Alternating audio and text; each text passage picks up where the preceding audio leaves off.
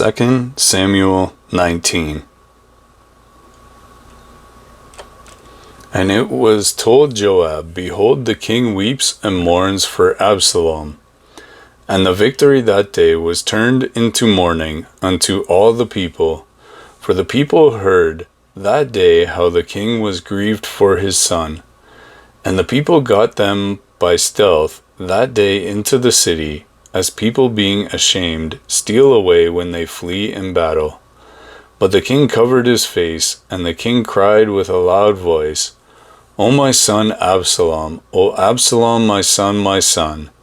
And Joab came into the house to the king and said, You have shamed this day the faces of all your servants, which this day have saved your life, and the lives of your sons, and of your daughters, and the lives of your wives, and the lives of your concubines, in that you love your enemies, and hate your friends.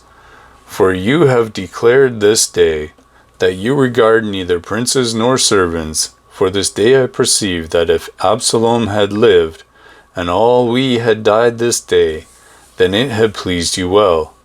Now therefore rise, go forth, and speak comfortably unto your servants. For I swear by the Lord, if you do not go forth, there will not tarry one with you this night, and that will be worse unto you than all the evil that befell you from your youth until now. Then the king arose and sat in the gate, and they told unto all the people, saying, Behold, the king does sit in the gate. And all the people came before the gate, before the king, for Israel had fled every man to his tent. And all the people were at strife throughout all the tribes of Israel, saying, The king saved us out of the hand of our enemies, and he delivered us out of the hand of the Philistines. And now he is fled out of the land for Absalom, and Absalom, whom we anointed over us, is dead in battle. Now therefore, why do you not speak a word of bringing the king back? And King David sent to Zadok and to Abiathar the priests, saying, Speak unto the elders of Judah, saying, Why are you the last to bring the king back to his house, seeing the speech of all Israel is come to the king, even to his house? You are my brethren, you are my bones and my flesh. Wherefore then are you the last to bring back the king? And you say to Amasa, Are you not of my bone and of my flesh? God do so to me, and more also, if you be not captain of the host before me continually in the room of Joab. And he bowed the heart of all the men of Judah, even as the heart of one man, so that they sent this word unto the king, You return, and all your servants. So the king returned and came to Jordan, and Judah came to Gilgal, to go to meet the king, to conduct the king over Jordan. And Shimei the son of Gera, a Benjamite, which was of Bahurim, hasted and came down with the men of Judah to meet King David. And there were 1,000 men of Benjamin with him, and Ziba the servant of the house of Saul, and his 15 sons, and his 20 servants with him. And they went over Jordan before the king. And there went over a ferry boat to carry over the king's household, and to do what he thought good. And Shimei the son of Gera fell down before the king as he was come over Jordan, and said unto the king, Let not my lord impute iniquity unto me, neither do you remember that which your servant did perversely, the day that my lord king went out of Jerusalem, that the king should take it to his heart. For your servant does know that I have sinned, and therefore, behold, I am come the first this day of all the house of Joseph, to go down to meet my lord the king. But Abishai the son of Zeruiah answered and said, Shall not Shimei be put to death for this, because he cursed the Lord's anointed? And David said, What have I to do with you, you sons of Zeruiah, that you should this day be adversaries unto me? Shall there any man be put to death this day in Israel? For do not I know that I am this day king over Israel? Therefore the king said unto Shimei, You shall not die. And the king sware unto him. And Mephibosheth, the son of Saul, came down to meet the king, and had neither dressed his feet, nor trimmed his beard, nor washed his clothes, from the day the king departed, until the day he came again in peace. And it came to pass, when he was come to Jerusalem to meet the king, that the king said unto him, Wherefore you went not with me, Mephibosheth? And he answered, My lord, O king, my servant deceived me, for your servant said, I will saddle me a donkey, that I may ride thereon and go to the king, because your servant is lame.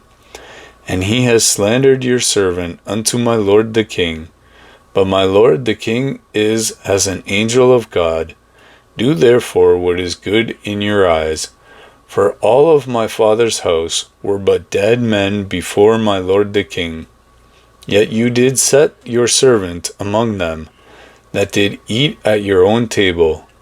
What right, therefore, have I yet to cry any more unto the king? And the king said unto him, Why do you speak any more of your matters? I have said, You and Ziba divide the land. And Mephibosheth said unto the king, Yes, let him take all, for as much as my lord the king is come again in peace unto his own house. And Barzillai the Gileadite came down from Rogelim, and went over Jordan with the king, to conduct him over Jordan.